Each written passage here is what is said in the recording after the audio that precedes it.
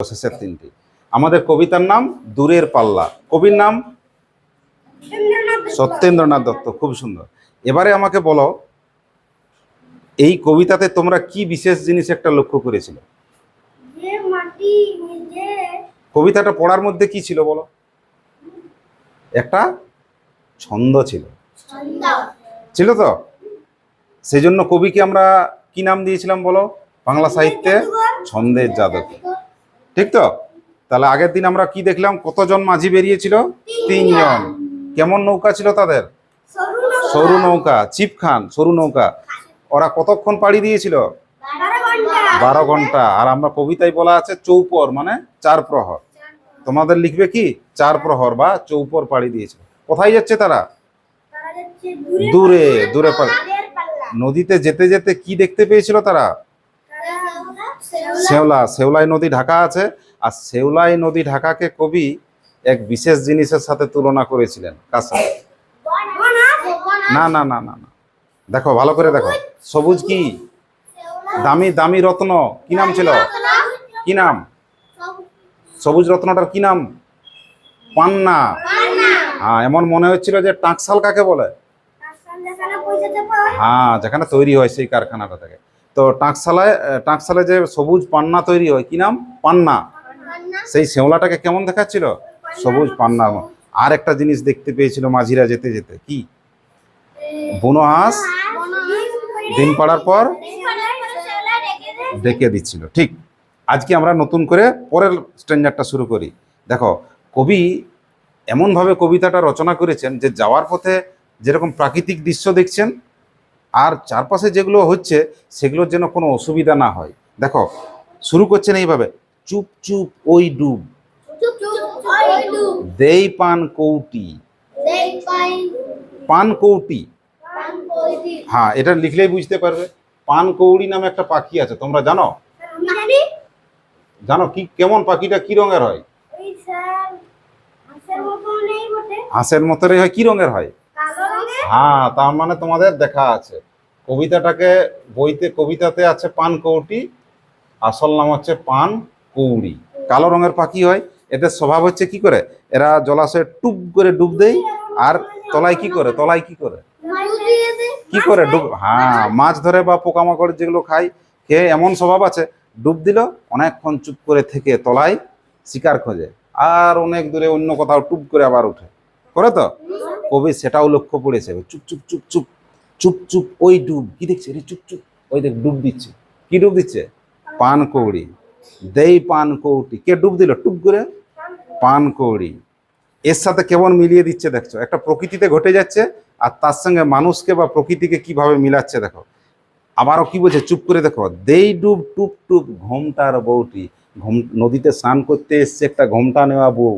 আগে আগে বা এখনো দেখবি মা মাসিরা অনেকেই ঘোমটা দেন, দেন তো? ঘোমটা দিয়ে দেখেছো? নতুন বউ বা ঘোমটা, মা মাসিরা অনেকেই ঘোমটা দেয়। তো সেই কবি দেখছেন কি, দেখো পানকৌড়িটা যেমন টুপ করে টুপ দিল, ওই দিকে দেখো নদীর পাশে একটা বউ ঘোমটা নিয়ে কি করেছে? টুপ। কি করেছে? ডুব দিয়েছে। চুপ চুপ ওই ডুব। কেন চুপ করতে বলেছে? আগে দেখো প্রকৃতির যে এত সুন্দর দৃশ্য আছে, মানুষ আর প্রকৃতির, সেগুলো একটু অনুভব করো। চুপ চুপ ওই ডুব, দেই পান কৌটি। কে চুপ করে ডুব দিল? পান কৌড়ি। আর সাথে সাথে কি বলছে? দেই ডুব, আরেকজন ডুব দিচ্ছে। কে? ওই ঘোমটা পরা বউটি। ও নদীতে স্নান করতে এসছে আর কি করেছে? টুব। সেও ডুব দিয়েছে। পরের লাইনটাতে আবার দেখো। আচ্ছা, কবিতাটা যখন লেখা হচ্ছে তখন তো আর জলের এত ব্যবস্থা ছিল না যে ট্যাপ খুললে তুমি জল পেয়ে গেলে, নলকূপে পাম্প করলে জল পেয়ে গেলে। তখন জলের জন্য যেতে হতো নদীতে। সেই ঘোমটা পরা বউটির দেখো আবার কেমন কথা আছে, ঝকঝক কলসির। সেই তোমাদের ঘোমটা পরা বউটি কি নিয়ে গেছে? কলসি। চকচক করছে। আগে তো পিতল বা এইসবের ছিল, কাঁসার ইয়ে ছিল, তো সেটা কেমন করছে? রোদে পড়ে চকচক করছে। কোনটা চকচক করছে? কলসিটা। কলসিটা কি জন্য নিয়ে গেছে? জল আনার জন্য নিয়ে গেছে। ঝকঝক কলসির। কলসিটা মাজা তাজা করে কেমন হচ্ছে? ঝকঝক করছে। এবার বক বক শুনগো। কলসিটা কি করে বক বক করবে আমাকে বোঝাও। যারা মেয়েরা জল এনেছো তারা উত্তর দিতে পারবে। হ্যাঁ, ঠিক বলেছো। বাবা বাবা, নদীতে যখন খুব আস্তে আস্তে কোনোদিন হাঁড়ি বাইয়ে ভর্তি করবে তো জল কেমন হয়, জলটা যখন ধীরে ধীরে ভিতরে যায় top top top top top top top top top top top top ধীরে ধীরে ফুল হয়তো। তো সেই শব্দটা কবি লক্ষ্য করেছেন, কবির নজরটা ভাবো। ওই ঘোমটা পরা বউটি ঝকঝক কলসি এনে নদীতে কি করছেন, জল ভরছেন। তখন কেমন আওয়াজ হচ্ছে, বক বক আওয়াজ, একটা বিশেষ আওয়াজ হয়, সেইটাকে কবি বক বক বলেছেন। কি বলেছেন, কান পেতে ওটা শোনো, এই ঝকঝক কলসি দিয়ে ওই ঘোমটা পরা বউটি কি হচ্ছে, বক বক কলসির যে শব্দ, জল ভরার একটা শব্দ আছে তো, সেটা মন দিয়ে শোনো। আর ঘোমটা কখন দেয়, লজ্জার জন্য বা কেউ যাতে না দেখতে পায়। কি জন্য ঘোমটা পরে, অনেকে মুখ না দেখাবার জন্যও করে, করে তো, বা নিজের সম্ভ্রম রাখার জন্যও করে।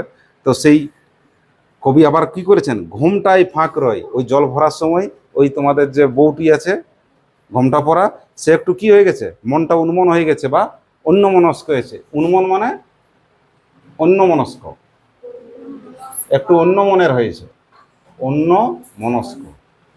অন্য মনস্ক হয়ে কি হয়েছে, ঘোমটাটা একটু ফাঁক হয়ে গেছে, নতুন বউটার মুখটি কিছু কিছু দেখা যাচ্ছে।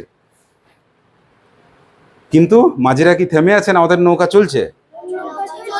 তিন দাঁড় ছিপ খান, সেই তিনটা দাঁড় নিয়ে, দাঁড় কি কাজে লাগে, নৌকা টানার। তাহলে তিনটা মাঝি আছে, মাল্লা কটা দাঁড় আছে তাদের, তাহলে তিনটাই, তিনজনের তিনটা। মন্থর যাচ্ছে, এবার বলো, প্রথমে তো সকাল থেকে শুরু করেছিল, সারাদিন ওরা দাঁড় বেয়েছে, এবার মন্থর যাচ্ছে। মন্থর মানে হচ্ছে ধীরে। কেন ধীরে যাচ্ছে বলো, সারাদিন দাঁড় বেয়েছে, সারাদিন বাইলে তুমি কত আর তোমার শক্তি থাকবে, তাহলে ধীরে ধীরে কি হবে, নৌকাটা তো স্লো হবে। সেটাই বলেছে, তিন দাঁড় ছিপ খান, সেই তোমাদের সরু নৌকাটা এবার কেমন যাচ্ছে, ধীরে ধীরে যাচ্ছে, মন্থর হয়ে গেছে। তিনজন মাল্লাই, মাল্লা মানে মাঝি, কোন গান গাচ্ছে। মাঝিরা কিন্তু বিশেষ গান গায়, সেই গানটাকে তোমাদেরও একটা সিলেবাসে ছিল ব্রতচারী, কি গান করে রে, সারি গান করে। তো সেই গানটাও কবি কিন্তু দূর থেকে হালকা হালকা শুনতে পাচ্ছেন, যে মাঝিরা সবাই মিলে কি যেন একটা গান করছে। শোনো তো দেখি, শোনো শোনো, শোনার চেষ্টা করছে কোন গানটা গাইছে। তিনজন মাল্লাই কোন গান গাচ্ছে, কোন গানটা তারা গাইতে চাইছে, সেটা একটু শোনো মন দিয়ে। অত দূর যাত্রা, আগে তো আর বিনোদনের এত ব্যবস্থা ছিল না যে মোবাইল বার করবে আর গান শুনবে। ওরা কি করতো, নিজে নৌকা বওয়াও হতো আর গানও গাইতো। কি ছিল সারি গানটা, খেয়াল করো তো। হ্যাঁ, ওকা ইয়ে ধান খাইলো রে, একসাথে সুদ দিয়ে দিয়ে বৈঠা পাইতো।